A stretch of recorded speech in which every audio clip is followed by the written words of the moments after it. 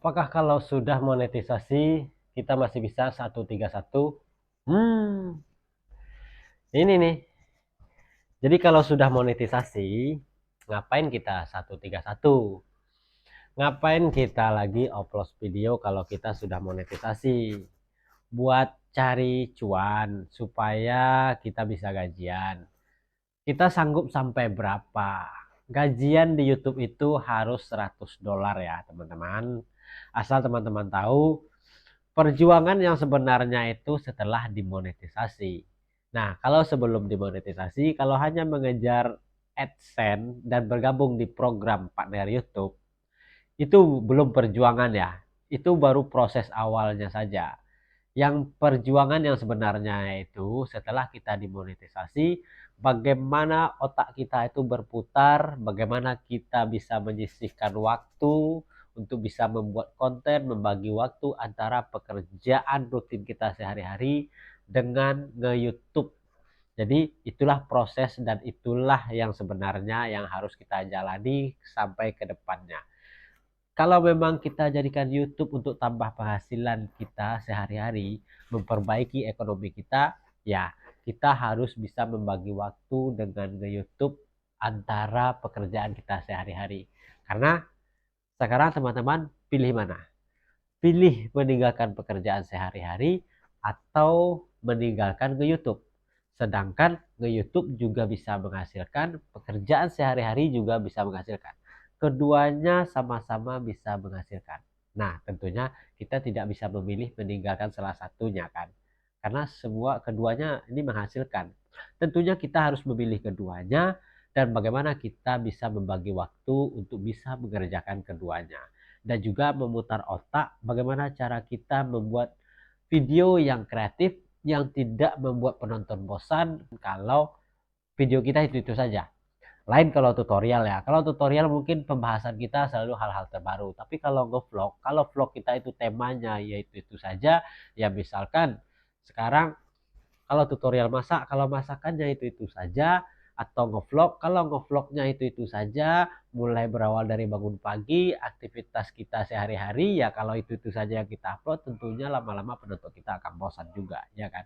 Nah, jadi buat teman-teman, pertanyaannya setelah kita monetisasi, apakah kita masih bisa melakukan 131?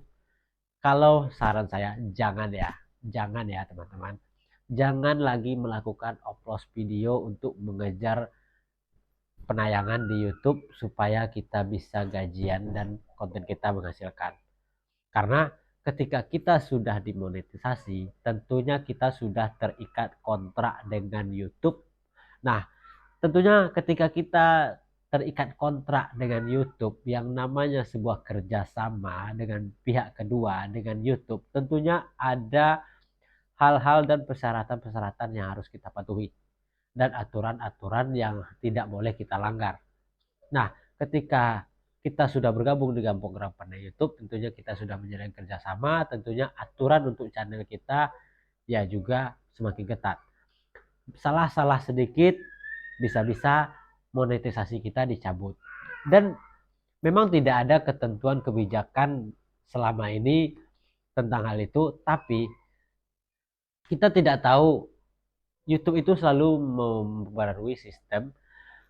Bagaimana sistem itu selalu diperbaharui setiap 6 bulan dan setahun sekali, dan bisa saja sistem itu yang berkaitan dengan channel-channel yang sudah dimonetisasi tapi masih tetap upload video.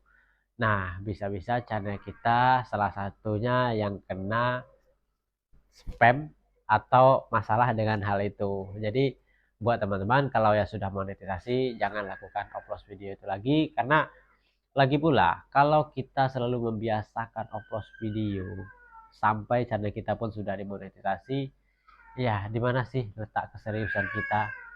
YouTube ini jangka panjang loh. Kita harus bisa membangun personal branding kita dari sekarang. Bagaimana orang menyukai kita, dari sisi mana orang menyukai kita, dari sisi apa channel kita itu disukai orang, ya kita harus bangun itu dari sekarang. Bagaimana supaya penonton itu benar-benar suka dengan personal kita, bukan penonton-penonton yang gaib saja lagi ya. Jadi kita harus membangun penonton alami, memang orang-orang yang selalu suka dan nyaman dengan video kita. Nah, jadi jika kita bisa membangun sebuah personal dari sekarang, tentunya itu akan membuat kita lebih nyaman ke depannya, karena kita tidak perlu memikirkan mencari penonton, tapi kita sudah mempunyai penonton tetap yang benar-benar suka dengan video kita, hasil dari jerih payah kita membangun dari awal sekarang. Jadi buat teman-teman semua, cukup upload video itu sekedar untuk mendapatkan jam tayang untuk share monetisasi saja. Jangan sampai berkelanjutan, terus-terusan kita terbiasa dengan upload video dan ujung-ujungnya kita tidak akan berkembang. Jadi apa sih perjuangan kita jadinya jika memang kita selalu mengutamakan mengandalkan hal-hal yang sifatnya instan, tidak dengan penuh perjuangan, karena sesuatu yang didapatkan dengan penuh perjuangan pasti hasilnya juga akan memuaskan.